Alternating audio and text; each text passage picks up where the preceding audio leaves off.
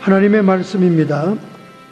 신약성경 20페이지 마태복음 12장 46절부터 50절의 말씀, 하나님의 가족, 영적인 공동체가 되자라는 제목으로 은혜의 말씀을 받기 전에 기록된 계시의 말씀, 하나님의 말씀을 봉독하겠습니다. 예수께서 무리에게 말씀하실 때에 그 모친과 동생들이 예수께 말하려고 밖에 섰더니 한 사람이 예수께 여짜오되 보소서, 당신의 모친과 동생들이 당신께 말하려고 밖에 섰나이다 하니, 말하던 사람이 대답하여 가라사대 누가 내 모친이며 내 동생들이냐 하시고 손을 내밀어 제자들을 가리켜 가라사대 나의 모친과 나의 동생들을 보라. 누구든지 하늘에 계신 내 아버지의 뜻대로 하는 자가 내 형제요 자매요 모친이라 하시더라. 아멘. 최근에 지난 5월 2일 캘리포니아 관광청에서 캘리포니아에 들어오는 관광 수익 중에 28%가 우리가 살고 있는 이 배 지역이 창출하는 것이다, 그렇게 발표를 했습니다. 28%의 관광 수입은 세수를 증대했으며 고용을 창출했고 문화 인프라를 구축했으며 지역 경제를 활성화하는 놀라운 효과가 있었다. 우리가 생각하기에는 LA가 여러 가지 유원지가 많지 않습니까? 유니버셜 스튜디오가 있고 매직 마운틴 식스 플래그가 있고 디즈니랜드가 있고 또 아래로는 시월드, 최근에 생긴 로고랜드 어린아이 부모님들이 많이 가는 새로운 관광지죠. 이렇게 수많은 유원지가 있는 LA가 당연히 캘리포니아의 관광 수익의 대부분을 차지할 것이다, 이렇게 생각했는데 그것이 아니고 우리가 살고 있는 이 베이 지역이 28%로 가주의 3분의 1의 관광 수입을 산출하고 있다, 그렇게 발표가 됐습니다. 정말 얼마나 뿌듯한 소식입니까? 정말 뿌듯한 소식이죠. 이런 그 관광 수익이 사회 경제에 큰 역할을 하고 있다는 거예요. 특별히 이 지역에는 그 라파에 포도 산지가 있고 또 랜드마크인 골든 게이트 브리지가 있고 여러 가지 아름다운 풍광들이 세계의 관광객들을 끌어들이고 있다는 것입니다. 정말 기쁜 소식이 아닐 수가 없습니다. 그뿐만 아니라 2014년도를 기점으로 해서 100%의 가뭄이 왔던 이 캘리포니아 땅에 엘니뇨 폭풍과 눈과 비로 인해서 가뭄의 90%가 해결이 됐다는 또 다른 기쁜 소식이 들려왔습니다. 얼마나 감사한지 모르겠어요. 숨통이 트였다는 거예요. 3대 북가주의 저수지의 저수량이 86%가 넘어갔고 이제 가뭄이 해소가 되어서 절수 통제의 법령이 이제 거두어질 것이다 하는 것이 발표가 됐습니다. 그래서 농사는 더 풍요하게 지어질 수 있도록 물이 공급되고 있다, 그런 좋은 소식이 들어왔습니다. 정말 하나님께 감사하죠. 곳곳마다 북가주에 Pray for Rain, 비를 위해서 기도하자 하는 그런 타이틀을 쓴 많은 그 간판 시그널이 곳곳의 펜스에 붙어 있었습니다. 더구나 저희들 지역에는 농사 지역이니까 그쪽에 많이 붙어 있었어요. 그래서 교회들마다 가뭄을 놓고 기도하고 그 결과 이렇게 하나님께서는 좋은 비를 내려주셔서 얼마나 감사한지 모릅니다. 이렇게 좋은 환경, 이렇게 좋은 곳에서 우리는 살고 있습니다. 그렇기 때문에 이런 좋은 환경과 함께 여러분과 저의 가정도 행복하고 편안한 그런 좋은 가정이 되어야 되겠다 하는 것입니다. 천지를 지으시고 우주 만물을 운행하시는 하나님께서는 주님의 몸된 교회를 천국의 열쇠를 맡겨 이 지상에 남겨놓았듯이 우리의 가정도 최소의 사회 단위로서 가정과 교회, 교회와 가정이 하나의 사회 단위로서 우리에게 주어졌다는 것입니다. 영적인 존재이지만은 우리는 육신을 가졌기 때문에 이런 육신의 가정에서 태어나 양육되고 인생을 출발하게 됩니다. 그리고 성장하게 되지요. 그렇지만 학교처럼 졸업장을 받지는 않아요. 성인이 된다고 해도. 졸업장은 없지만은 가정에서 받는 그 영향력은 일생일대의 절대적이라고 할 수 있습니다. 그래서 우리는 이 가정의 혈연 관계를 통해 출발한 이것이 제대로 하나님 안에서 이루어져야 되고 그 혈연 관계를 뛰어넘어 영적인 관계에 하나님의 가족 공동체로 발전해야 된다 하는 것입니다. 오늘 본문에 예수님께서는 제자들에게 천국 복음의 말씀을 가르치고 있었어요. 그런데 문 밖에는 그의 동생과 모친이 찾아왔다는 거예요. 예수님의 형제들은 지금까지 알려진 정확한 것으로는 4명의 형제가 있고 그 다음에 2명의 여동생이 있었습니다. 야고보와 유다와 요셉 이렇게 이름이 알려진 남동생들이 있죠. 그러니까 4형제와 그 다음에 2 누이 동생이 있었다는 거예요. 그들이 모친 어머니와 마리아와 함께 문 밖에서 찾아왔다는 거예요. 아마 예수님께서 공생의 사역으로 분주하게 갈릴리 주변 도시와 예루살렘을 오가면서 집안에 들어가 있기는 참으로 시간이 없는 분주한 생활이었을 거예요.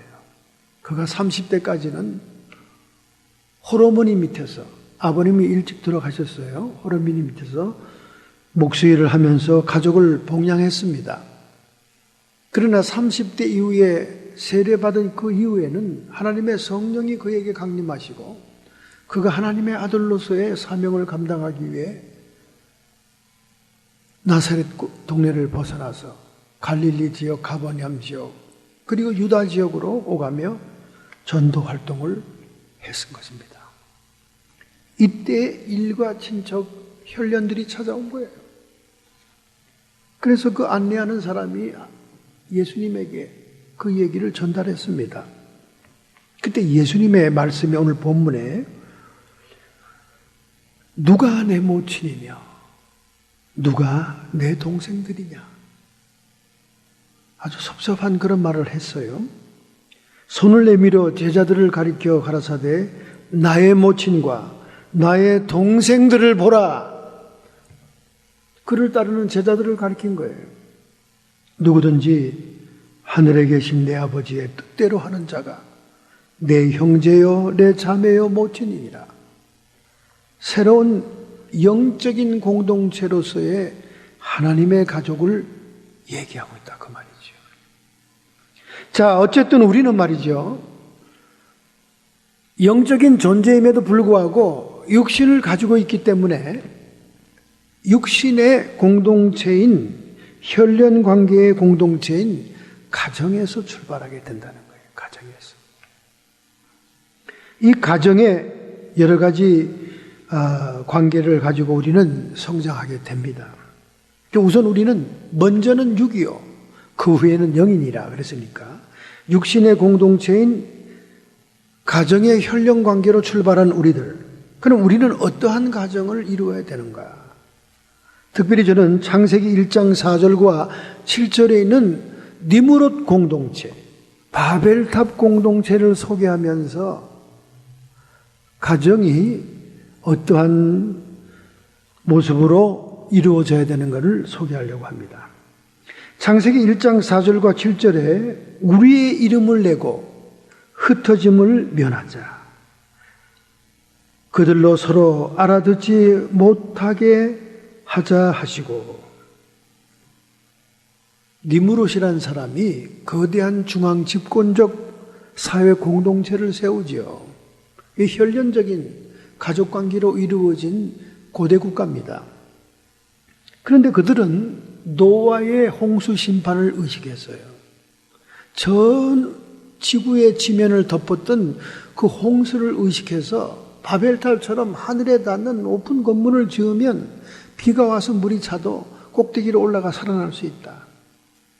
그래서 그 높은 탑을 쌓기로 결단을 내립니다. 그리고는 그들이 그 탑을 쌓는 목적이 우리의 이름을 내자. 우리의 이름을 내자 그랬습니다. 하나님을 영광 돌리기 위한 탑도 아니요, 하나님을 예배하기 위한 예배 처소도 아니요, 우리의 이름을 내기 위한 탑을 쌓게 됐다고 말이에요. 이런 의도를 안 하나님께서는 그들을 지켜보다가 진노하십니다. 그래서 그들이 공사하고 작업을 할 때 서로의 언어를 알아들을 수 없는 혼잡하게 만들어버립니다. 그것이 바벨이에요. 혼잡하다. 바벨의 뜻이 혼잡입니다. 그래서 언어를 혼잡하게 만들어버려요. 그래서 의사소통이 안 됩니다. 그래서 결국은 바벨탑이 완성이 되지 못하고 붕괴되게 됩니다. 우리는 이런 그 모습을 보고 우리의 가정을 한번 살펴봐야 됩니다. 여러분과 저희 가정에 그 가정이 이루어지는 목표가 무엇이냐고 말이죠. 우리의 이름을 내기 위한 것이냐, 하나님의 이름을 내기 위한 것이냐 하는 것을 우리가 목표를 세워야 된다는 거예요.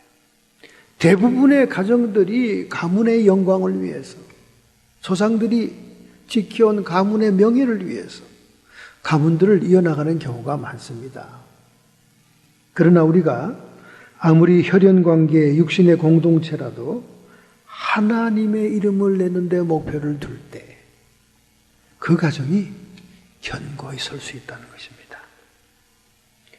시편 127편 1절에 여호와께서 집을 세우지 아니하시면 세우는 자의 수고가 헛되며, 하나님이 여러분과 저의 집을 세워줘야 된다는 거예요. 그래서 우리는 가정을 이루는 그 목표가, 동기가 불순하지 말아야 됩니다. 우리의 이름을 내는 것이 아니라 하나님의 일을 영화롭게 하기 위해서, 하나님의 이름을 영화롭게 하기 위해서 그렇게 가정을 꾸려나가야 된다고 말이죠.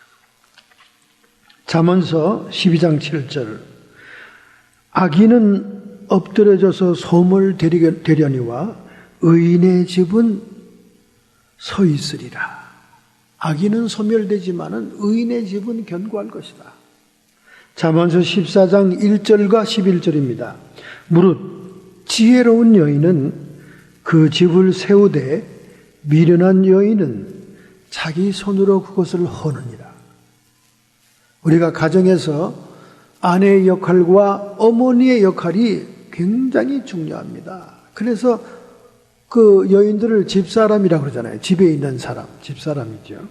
그 여인들이 가정을 잘 붙들고 있어야 되는데 그 미련한 여인은 자기 손으로 가정을 헌다는 겁니다. 그런 경우가 많습니다. 악한 자의 집은 망하여도 정직한 자의 장막은 흥하리라. 그러니까 집이 불의의 장막이 되면 하나님의 심판과 진노로 인해서 망하게 된다 하는 것이 우리가 육신의 가정을 이루는 데 있어서 중요한 동기가 된다는 것입니다. 그런데 대부분의 가정에는 이렇게 함께 거주할 뿐만 아니라 가정에 많은 일들이 있기 때문에 그 의무가 있다는 거예요. 가정에 음식을 만드는 의무, 청소하는 거, 많은 잡다한 일들이 있습니다. 그런데 이 가정의 의무에 대해서 책임 분담이 잘 되지 않거나 책임 소재가 불분명하게 되면 오해와 증오와 또 비협조로 사랑은 식어지고 혼란만 오게 된다 그 말이죠. 바벨탑처럼. 그래서 아무리 어린 아이들이라도 이렇게 책임 분담을 해주는 게 어릴 때부터 해주는 게 좋다는 거예요. 제가 한 집에 신방을 갔더니 아주 겨우 걷는 애들, 국민학교 유치원 다니는 애들이 막 집안을 돌아다니면서 쓰레기를 모으고 그 다음에 그 쓰레기를 모은 걸 또 밖에 큰 쓰레기통에 갖다 집어넣고 자기 몸에 2배가 되는 쓰레기통을 막 밑에서 밀어 끌고 가가지고 쓰레기차가 오는데 갖다 놓는 걸 제가 봤습니다. 아주 아버지가 책임 분담을 잘해준 거죠. 한 번은 제가 한국에 부흥회를 갔다 왔더니 우리 큰놈이 하는 말이 아버지가 없으니 다른 건 다 하나도 불편한 게 없는데요. 뭐가 불편한데? 쓰레기가 치우는 게 제일 불편해요. 그동안 쓰레기를 안 치우다가 아버지가 없는 새에 쓰레기를 치워보니까 엄청 불편하더라는 거죠.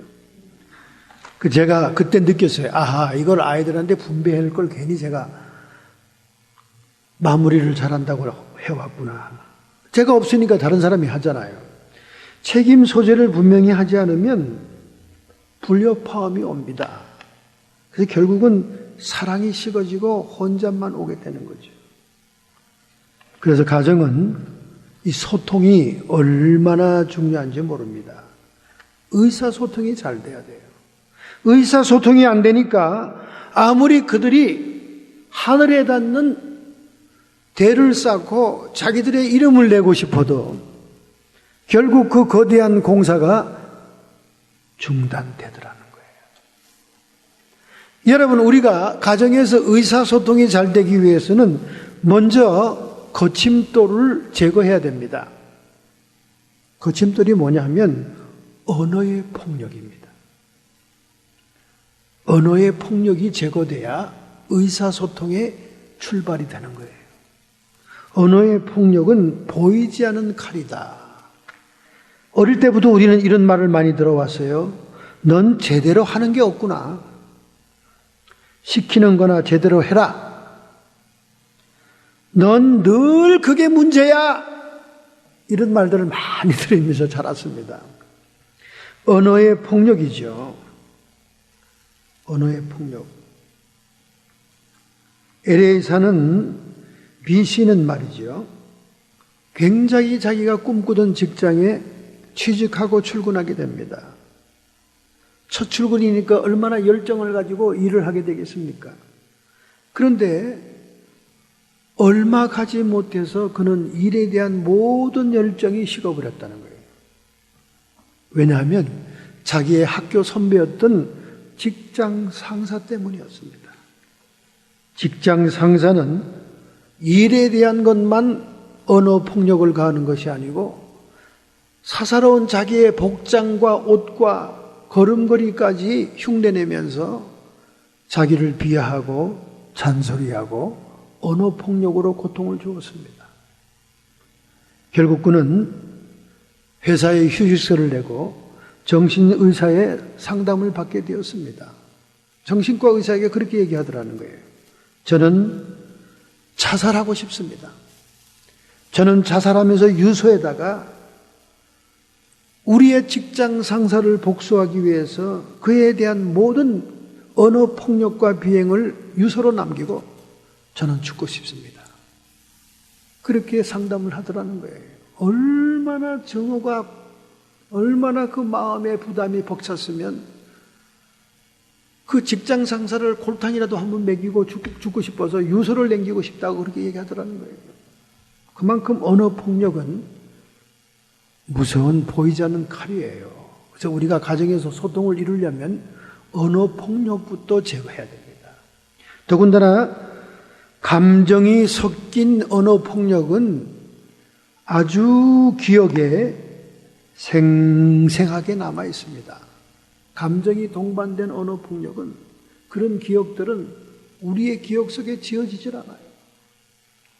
그래서 똑같은 상황이 벌어지면 똑같은 스트레스가 올라오면서 아주 여러 가지 나쁜 증상들이 재발되는 것입니다. 특별히 잔소리 같은 것도 마찬가지예요. 아내의 잔소리, 어머니의 잔소리. 유학하는 한 학생이 갑자기 암이 걸렸어요. 그런데 그 암을 치료하다가 갑자기 정신과로 상담을 바꾼 겁니다. 그래서 의사가 아니 암 치료나 열심히 할 것이지 왜 그렇게 정신과 상담을 하려고 그러냐. 제가 우리 어머니의 잔소리 때문에 거의 미쳤어요. 그러더라는 거예요. 우리 한국 부모님들은 특별히 어머니들은 인정이 많고 자녀들에게 관심이 많아요. 과잉보호와 과잉사랑이지요. 그래서 음식 하나도 숟가락에 얹어주면서 이 잔소리 저 잔소리 합니다. 아주 쥐뜯어 먹는 잔소리를 해요. 여러분 아무리 그 아이를 위한 것이라도 잔소리는 잔소리입니다.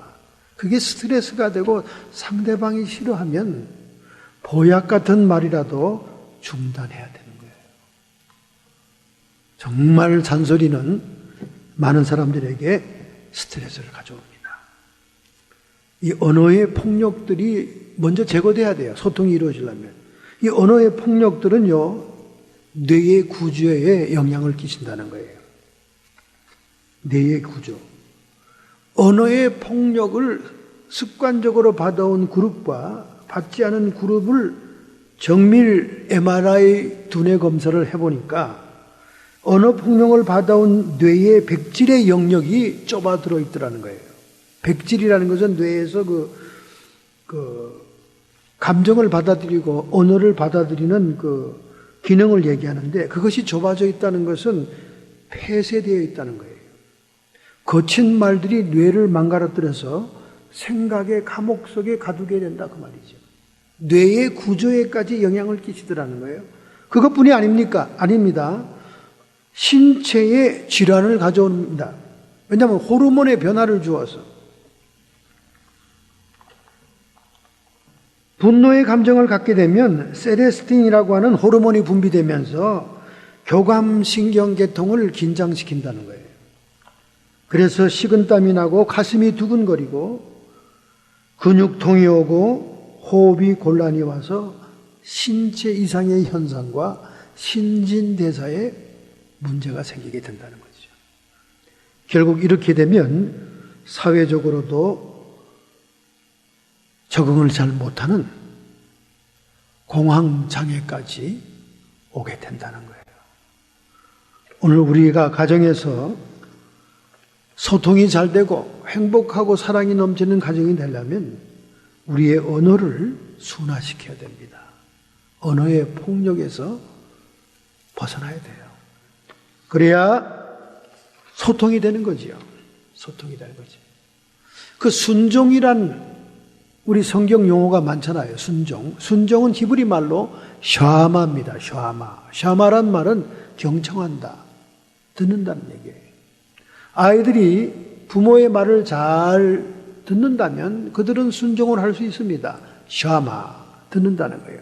샤마. 듣는다는 것에 엘자 하나님을 붙이면 샤마엘. 사무엘이 됩니다.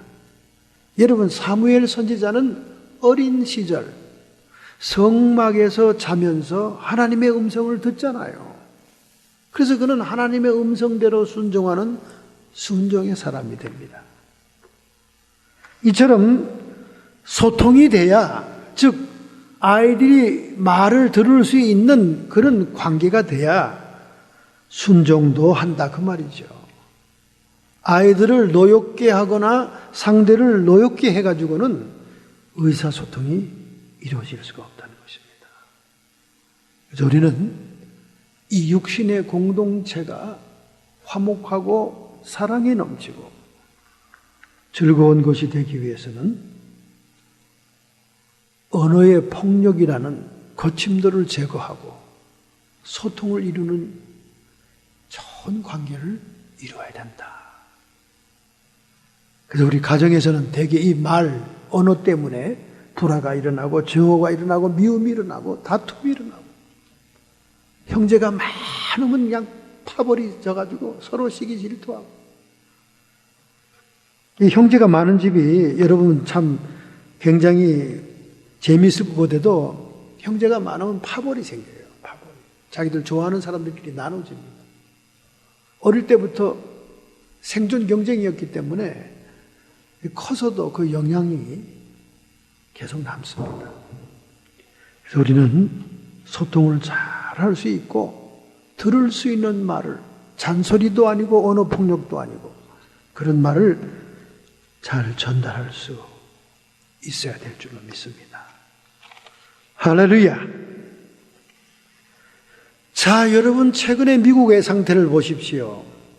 인디아나주의 코커스를 계기로 해서 도널드 트럼프는 이제 공화당의 대선주자로 우뚝 섰습니다. 그런데 일제히 공화당의 주류 세력인 지도부에서는 지금도 트럼프를 인정할 수 없다고 아우성치고 있습니다. 아우성치고 있어요. 이제는 대선주자로 결정적인 이제 상태에 있는데 다른 사람들은 다 후보를 사퇴했으니까요. 그런데 여전히 부시 일가와 존 맥카인, 또 하원 의장, 또 누굽니까? 롬니 전 후보, 전부 다 비토를 하고 있습니다. 근데 저는 어저께 놀라운 유튜브에 2011년 4월 달에 트럼프에 대한 예언이 기록된 것을 제가 보았습니다. 2011년 4월 달에 미국의 한 영적인 지도자 가운데 예언자가 도널드 트럼프에 대한 예언을 한 것이 지금 유튜브에 있습니다. 그는 꼭 지금 일어나는 현상을 그대로 예언했어요. 그대로 예언했습니다.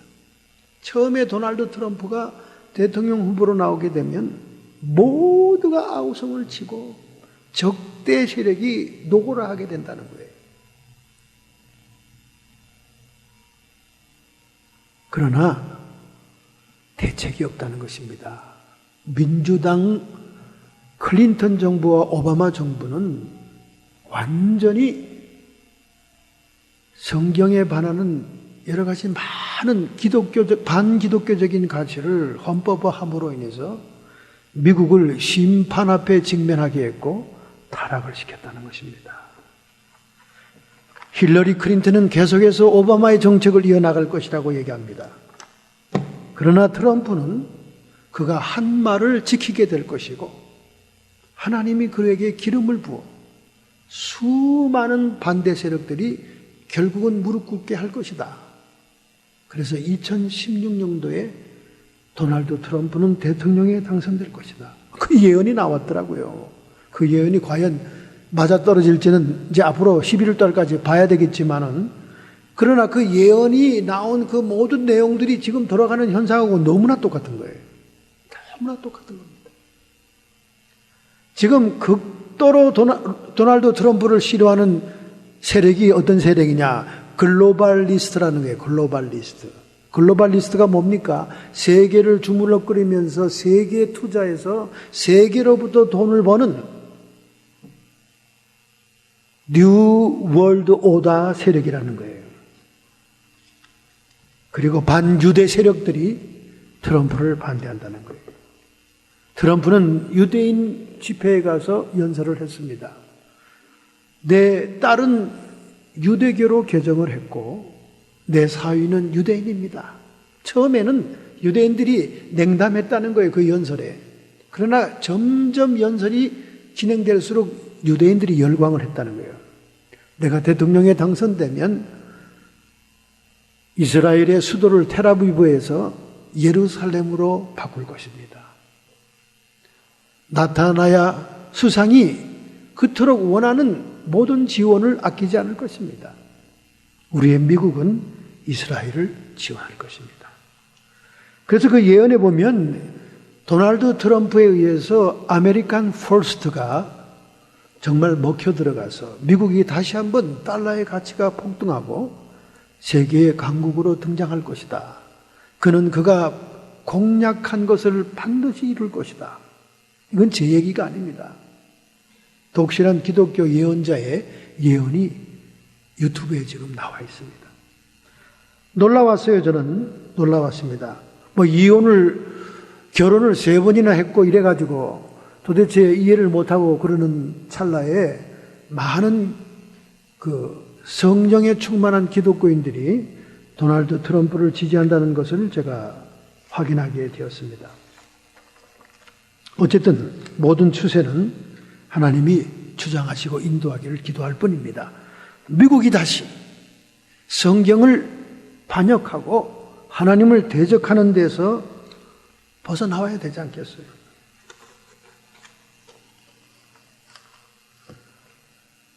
우리는 요즘 카톡으로 많은 정보들을 서로 보내고 서로 보고합니다.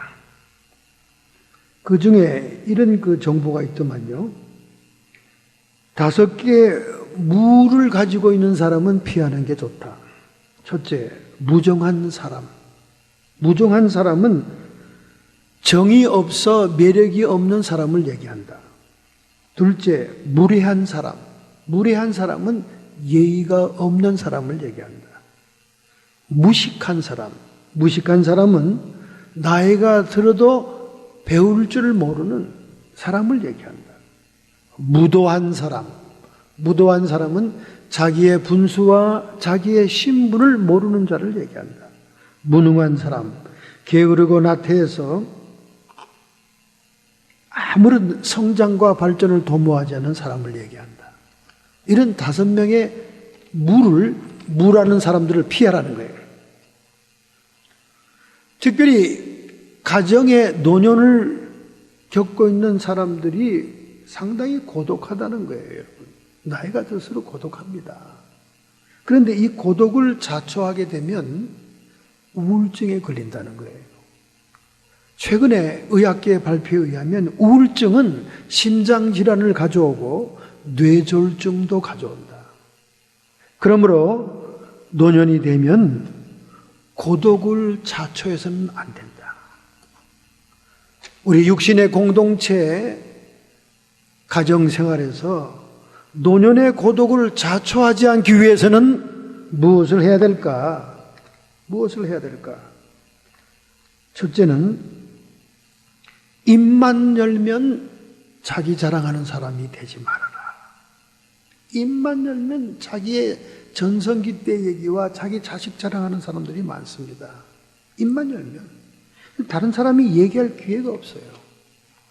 그러면 주변의 사람이 떠난다는 거예요. 노년의 고독이 온다는 거예요. 자랑을 삼가라는 거예요. 도리어 상대방이 자랑할 수 있는 기회를 주라는 겁니다. 두 번째는 불평불만을 달고 다니지 말라. 자리에 앉기만 하면 이 사람 불평하고 저 사람 불평하고 이 사람 비판하고 저 사람 비판하고 불평불만을 얘기하는 사람이 많다는 거예요. 처음에 듣기는 흥미를 주지만은 자꾸 같은 불평불만을 듣게 되다 보면 어두워지고 부정적이 되고 짜증이 난다는 거예요. 그 사람들이 주변에서 떠난다는 겁니다. 여러분이 노년의 고독을 자초하지 않으려면 불평불만을 멈춰야 됩니다. 감사하는 얘기를 해야 돼요. 감사하는 얘기.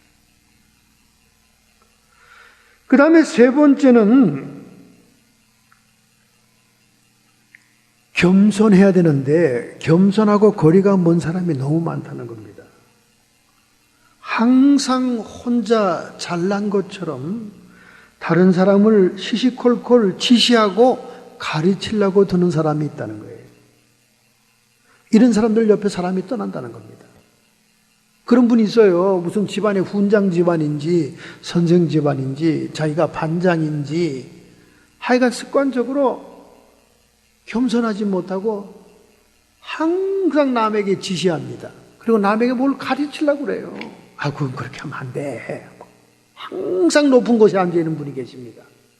이런 분들도 노년에 고독해진다는 거예요. 사람들이 다 떠나간대요. 누가 같이 늙어가는 처지에 교육을 받으려고 지시를 받으려고 그러겠어요. 생각해 보세요, 여러분. 그렇잖아요? 사람이 겸손해야 서로 이렇게 무슨 소통이 되는 거죠. 그런 사람 주변에 많아요. 많습니다. 찾아보세요. 많습니다. 그 다음에 네 번째는 너무 지나치게 공짜를 좋아하는 사람이 있다는 거예요. 항상 남에게 얻어먹기만 한다는 거예요. 선물 받기만 한다는 거예요. 그런 분들이 있습니다.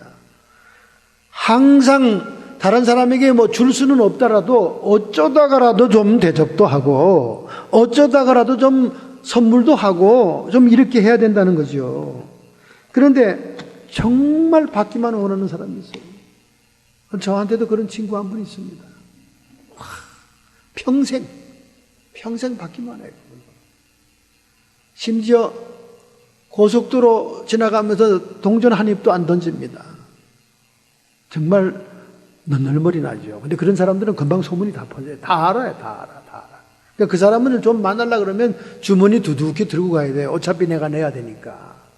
여러분, 이게 굉장히 또 스트레스입니다. 어차피 이렇게 선물하고 주기 좋아하는 사람들은 하는데 그냥 평생을 받기만 하는 사람들이 있어요. 그런 사람들은 주변에 사람이 떠납니다. 여러분, 떠나요. 그러니까 노년에 여러분이 고독을 자초하지 않으려면 100번 대접받으면 100번 그대로 갚으려고 그러면 또 안 돼요. 어떤 사람은 한 번 받으면 한 번 꼭 갚아야 된다고 달달달달달 토다를 떠는 사람이, 그건 또 신경과민이에요. 그것도 꼴불견입니다. 그냥 줄 때는 또 푸근하게 감사로 받으면 되는 거예요. 근데 그걸 받으면 안달복도 내가 지난번에 너한테 한 번 얻어먹었지. 아이고, 내가 너한테 갚아야 되는데. 맨날 전화만 들으면 갚아야 되는데. 갚지도 않으면서 갚아야 되는데. 이것도 신경 예민하고 고민입니다. 이런 사람들이 떠나가요. 여러분이 고독을 자초하지 않으려면 마음을 좀 너그럽게 먹을 때 여러분 주변에 사람들이 모입니다. 감사의 얘기, 칭찬의 얘기, 인정해주는 얘기, 대접하는 것, 섬기는 것. 우리 성도들은 이 땅에서 섬기는 자가 될 때 그 나라에서 왕권을 가지고 다스리는 자가 되는 거예요. 이 땅에서 존경받을 거 다 받고 남을 지시하고 다스리고 군림하고 그랬던 사람들은 하늘나라의 가장 꼴찌예요. 하늘나라 들어가면 꼴찌예요. 들어가면 그것도 감사하지만 이건 제 얘기가 아니라 예수님 얘기입니다. 그 나라에서 큰 자는 누구냐? 섬기는 자다 그 말이에요. 할렐루야. 여러분이 섬기는 자로 있으면 노년에 고독하지 않습니다. 여러분이 고독을 자초했다가는 우울증 오고 여러 가지 신체 질병으로 행복한 백세가 되지 못한다는 거죠. 행복한 백세가. 우리가 육신의 가정생활 할 때도 이렇게 정말 소통이 잘 되는 사람이 돼야 됩니다. 제가 소명을 받아 사명의 길에 들으시기 전에 내 마음을 준비시킨 많은 책들이 있습니다. 책들이 있어요. 10대 때 책을 많이 읽잖아요. 남미의 페루의 안데스산을 넘어가면서 순회 전도했던 선교사 이야기.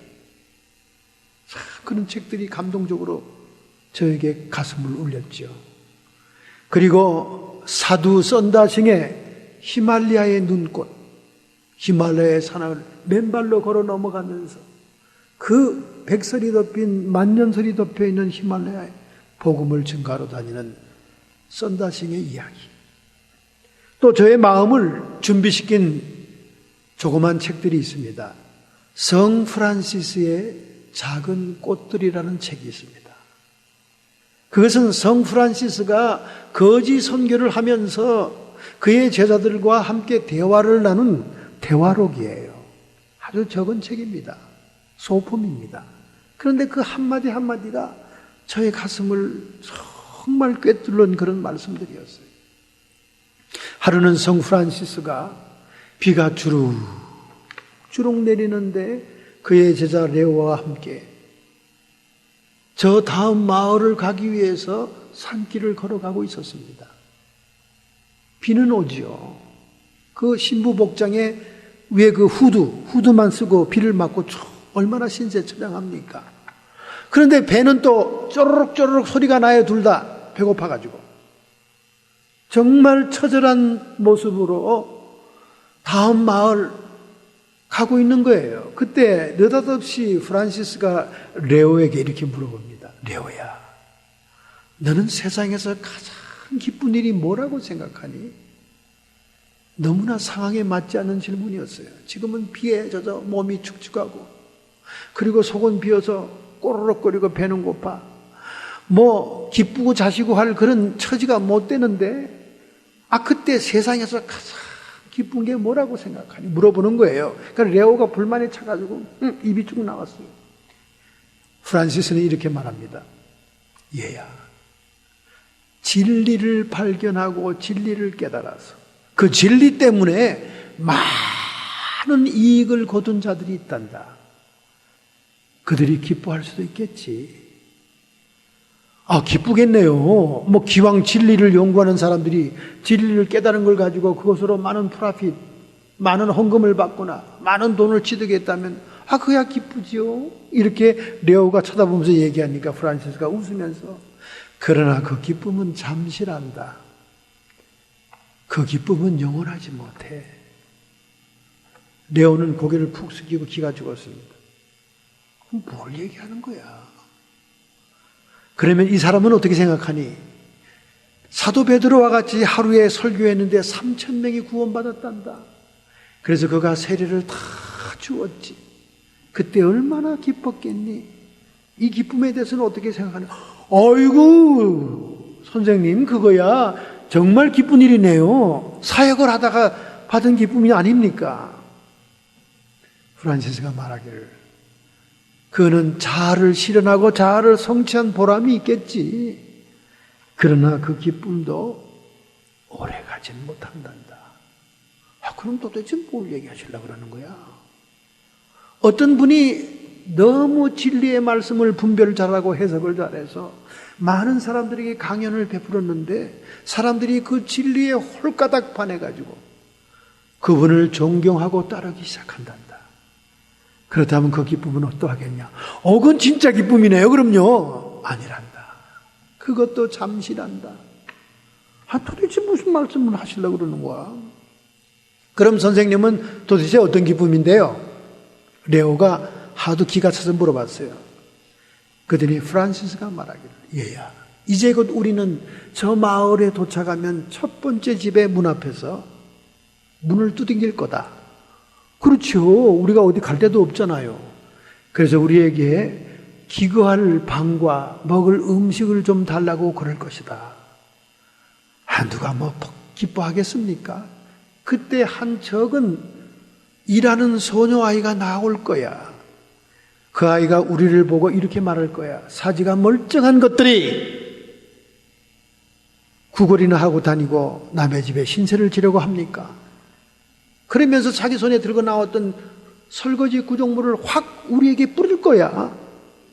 그러면요, 비도 맞고 으시시한데 그것이 참 기쁨이란다. 그것이 영원한 기쁨이란다. 말도 안 돼. 선생님 재수 없어요. 우리가 아직 도착도 안 했는데 그런 얘기하면 너무 실망이 되고 절망이 돼요.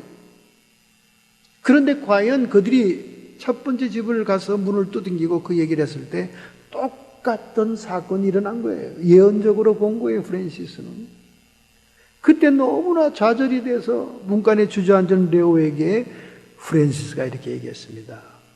우리가 주님의 일을 하는 것으로 인해서 멸시받고 천대받고 학대받고 무시당할 때 우리에게 하나님의 영광의 영이 함께 하심으로 육신은 죽은 것 같으나 영이 살아날 그때 가장 영원한 기쁨이 있는 것이란다.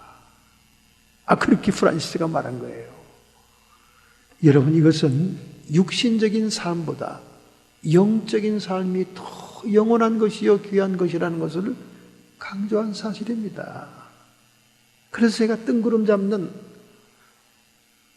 현실을 무시하고 이상을 쫓는 이런 사명자의 위치로 돌아온 겁니다, 여러분. 그래서 맨날 영적인 생활을 강조하는 사람이 된 거예요. 왜? 거기에 영원한 기쁨이 있기 때문에. 그러므로 우리가 육신의 공동체에서 영적인 공동체로 돌아가야 되는 거예요.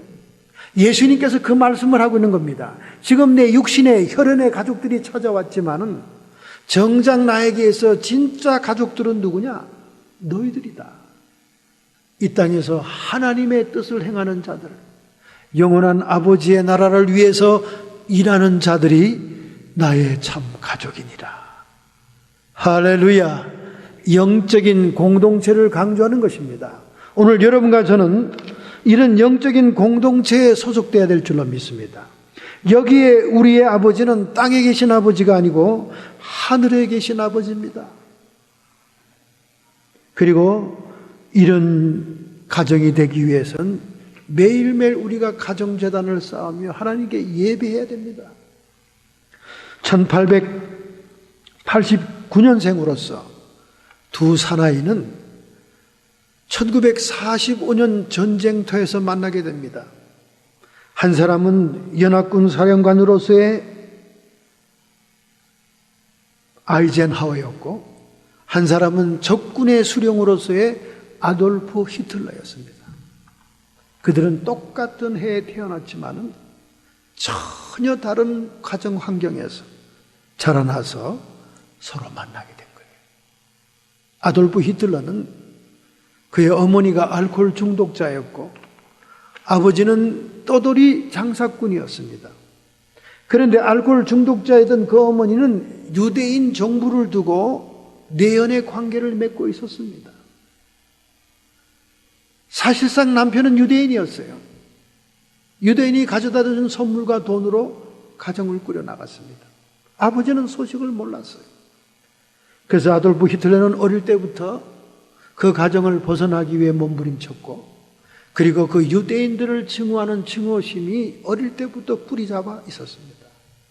결국 그는 독일의 정권을 잡은 다음 희생양으로 유대인들을 학살하는 적그리스도의 모습을 보여주었고 이것을 응징하는 세계연합군의 사령관 아이젠하워는 놀만디 상륙 작전으로 정광석화와 같이 베를린을 침공해서 세계 제2차 대전을 끝내고 전쟁 영웅으로서 미국의 대통령이 되는 것입니다. 똑같이 1889년 한 해에 태어났던 그들은 서로 다른 가정 환경 속에 자라나서 신앙의 가정에서 자라난 아이젠하워는 하나님의 일을 대신하는 자가 되었고 그리고 불우한 가정에 태어난 아돌프 히틀러는 사탄의 도구 적그리스도가 되어서 세계의 인민들을 학살하는 학살자가 됐던 것입니다.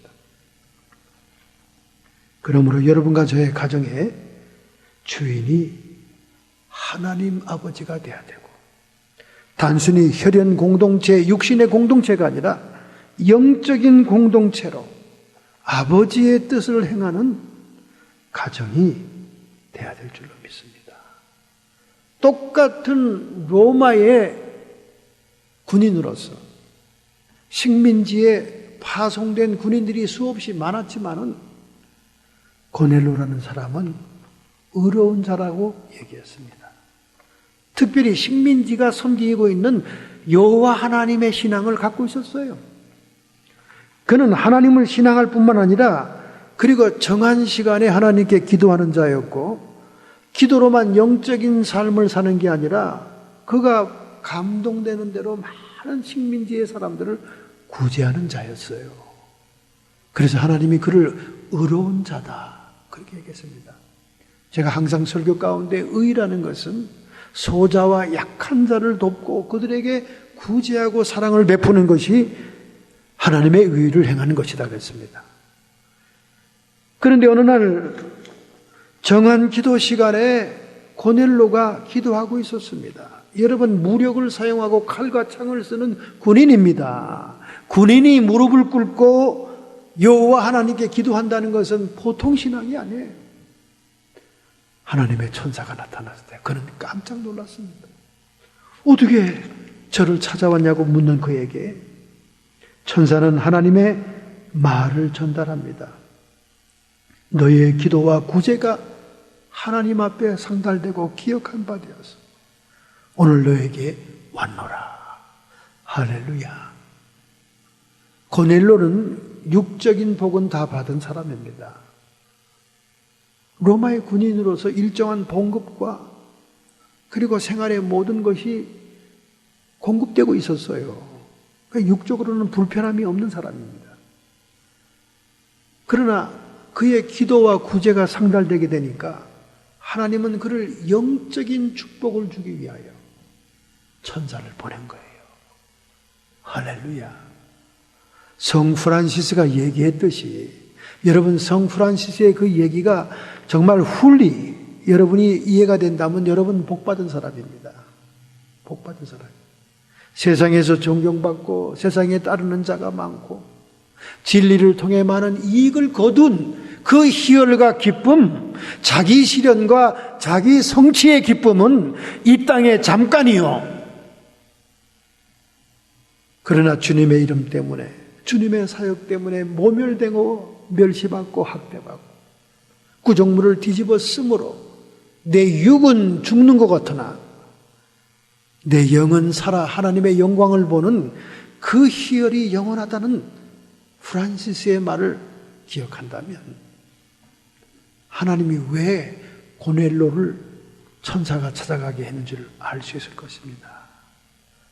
고넬로가 누리고 있는 그 많은 육적인 축복은 일시적인 거예요. 그래서 하나님은 영원한 선물을 그에게 주기 위해서, 영적인 축복을 주기 위해서 시몬의 피장집 시몬의 집에 거하고 있는 사도 베드로를 그의 하인들을 찾아가게 해서 그를 모셔옴으로 인해 가정 부흥회가 열리는 거 아닙니까? 가정 집회가 열리고 베드로가 말씀을 증거할 때 성령이 위로부터 내려오셔서 그 가족들에게 임함으로 인해서 방언도 하고 예언도 하고 성령 세례가 임하며 영적인 축복을 받는 역사가 일어났어요. 하나님의 의를 행했던 이방민족 고넬로 대장에게 하나님은 영적인 축복으로 갚아준 겁니다. 할렐루야! 그러므로 여러분, 영적인 공동체, 영적인 축복만이 영원한 것이요, 영적인 기쁨만이 영원한 기쁨이다, 그 말이죠. 오늘 여러분과 제가 추구해야 될 공동체입니다. 영적인 공동체. 이방인으로서 제일 첫 번째 성령을 체험한 거예요. 성령의 내주를 맞이한 겁니다.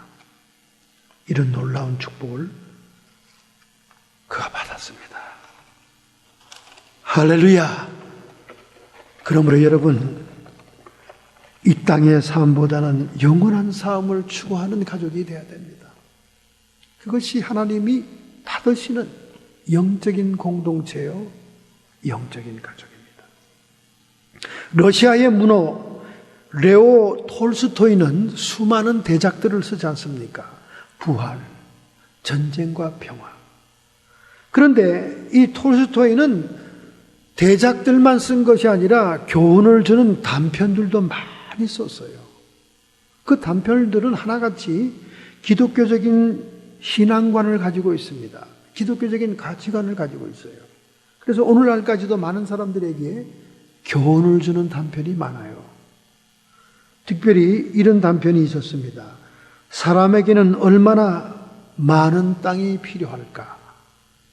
제목이 좀 다소 길지만은 상당한 교훈을 주는 그런 단편 소설입니다. 여기에 주인공은 파흠이라고 하는 농부예요. 이 파흠이라는 농부는 열심히 살았습니다. 열심히 농사를 지었어요. 그런데도 가난을 벗어날 수가 없었습니다. 왜냐하면 자기의 땅이 많지 않았어요. 자기가 가지고 소유한 땅이 없었어요. 소작농이다 보니까 가난해서 벗어날 수가 없었습니다. 그래서 그 자기 땅을 갖는 것이 소원이었어요. 그런데 어느 날 갑자기 바스키르라고 하는 동네에 사는 이장이 땅을 아주 싼 값에 판다는 소문을 듣게 된 거예요. 기가 번뜩 뛰었습니다. 아니, 땅을 왜 이렇게 싸게 팔어? 이 땅에 대한 포안해진 사람들은 땅을 싸게 판다는 소리를 들으면 기가 번쩍 뛰는 거예요. 그래서 이 파음이라는 농부는 바스킬이라는 동네를 찾아갑니다. 가서 이장을 만났어요. 그랬더니 정말이에요. 이장이 땅을 싸게 판다는 겁니다. 깜짝 놀랐습니다. 이장이 말하기를, 당신이 하루회를 통해서 걸어간 만큼의 땅을 다시 돌아오기만 한다면 다 주겠습니다. 그것도 1000루블에 주겠습니다. 이 1000루블이면 돈도 아닌 거예요, 땅에 비해서. 그러니까 이 파음은 너무나 기뻤던 거예요. 이야, 내 평생 소원이 이루어지는구나. 이제 내가 가족과 함께 잘 살겠구나. 이제 내가 내 땅을 갖고 길을 피겠구나.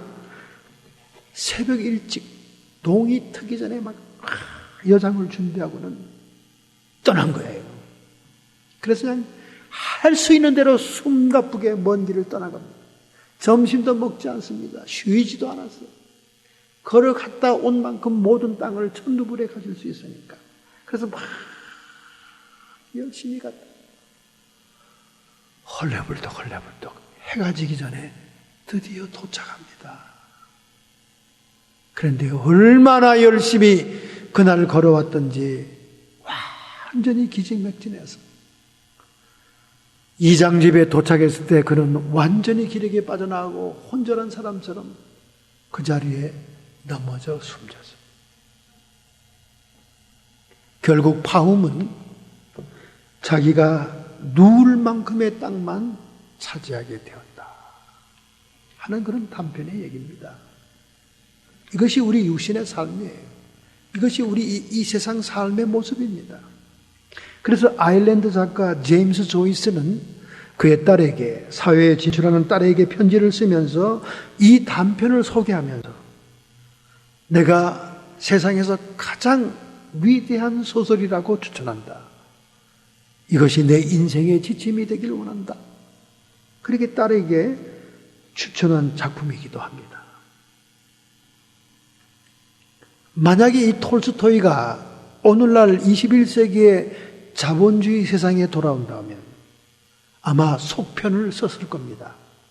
어떤 속편을 썼을까요? 사람에게 필요한 돈은 얼만큼일까? 아마 그런 소설을 썼을 거예요. 왜 그런지 아십니까? 샘플로 얘기한다면 뉴욕의 월가의 금융사업가들, 펀드 매니저, 펀드에 관계된 모든 사람들은요, 컴퓨터 앞에서 돈이 왔다 갔다 하는데 그 돈의 흐름이 숫자에 불과합니다. 숫자에. 돈을 뭐 뭉치로 세 보는 것도 아니고 깔고 앉아 보는 것도 아니고 컴퓨터의 숫자로 왔다 갔다 하는 거예요. 이 사람들은 돈에 대한 아무런 느낌이 없습니다. 그냥 숫자가 휙휙휙 지나가는 거예요. 이런 금융자산을 운용하는 사람들, 이런 사람들에게는 돈이 끝도 없이 오락가락하는 거예요. 그래서 거기서 주식의 폭락으로 망하게 되면요, 그렇게 맨션에 살고 억만금을 가지고 있어도 넉나간 사람처럼 뉴욕의 전철 옆에 어슬렁거리다가 전철이 휙 들어오면 몸을 던져 자살합니다. 그런 분이 한두 분이 아니에요. 주식이 폭락하기 때문에. 그러니까 뭐 돈을 세본 적도 없어요. 돈을 만져본 적도 없어. 그냥 숫자로 컴퓨터로 그냥 억만금들이 왔다 갔다 하는 거예요. 도대체 인간에게는 얼마의 돈이 필요할 것인가? 레오 톨스토이는 현대인을 향해서 이런 속편의 단편을 썼을 것입니다, 여러분. 우리 주님은 말씀하십니다. 누가 내 모친이고 누가 내 동생이냐? 내 아버지의 뜻대로 행하는 자라야 나의 모친이요 나의 동생들입니다.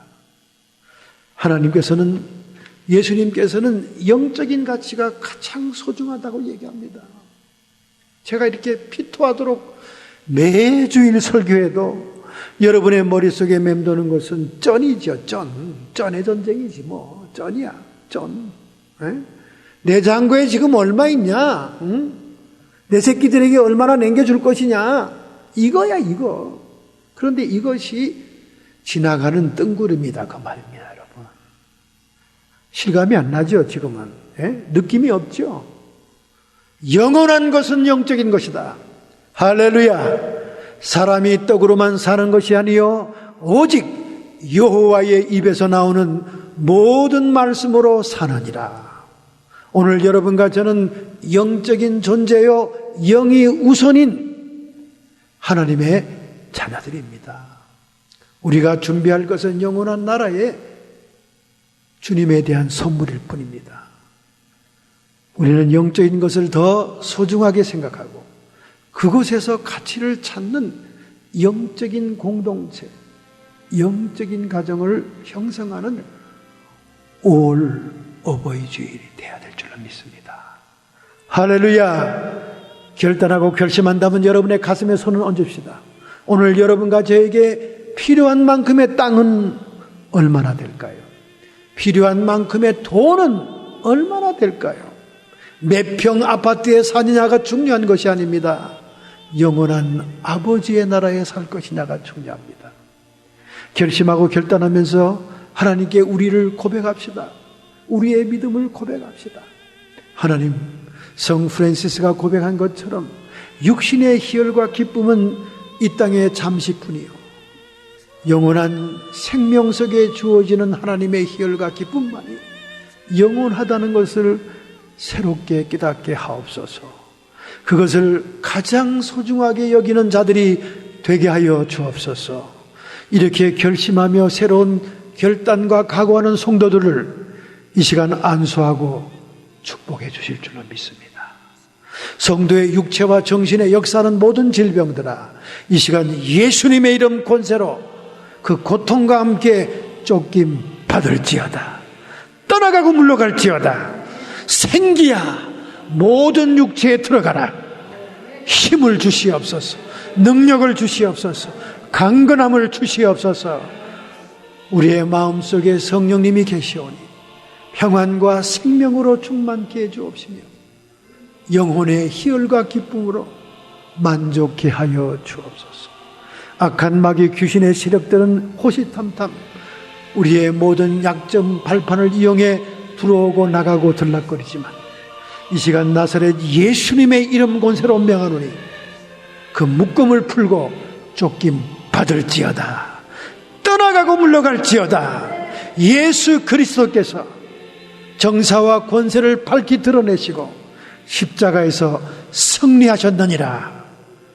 오직 하나님께서만이 영광을 받아 주옵소서. 예수님의 이름으로 감사하며 축복하며 기도하옵나이다. 아멘.